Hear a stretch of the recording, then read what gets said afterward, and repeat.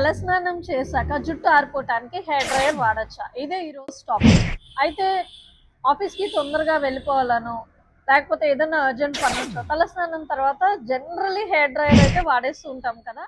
అయితే అది కరెక్ట్ పద్ధతి కాదు. ఎందుకంటే హెయిర్ డ్రైయర్ తరచూ వాడటం వల్ల ఈ జుట్టులో ఉన్న ఆయిల్ గ్లాండ్స్ ఏవైతే ఉన్నాయో అందులో ఉన్న ఆయిల్ కంటెంట్ అంతా సీబం అంతా పోతుంది.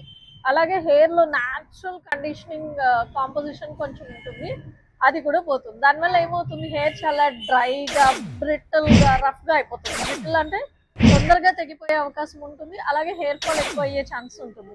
ఇలాంటి వాళ్ళకి హెయిర్ ముక్కలు ముక్కలుగా విరిగిపోతుంటుంది. చాలా మంది నాకు చెప్తారు, జుట్టు మొత్తం ఊడట్లేదు డాక్టర్, ముక్కలు ముక్కలుగా ఊడిపోతుంది.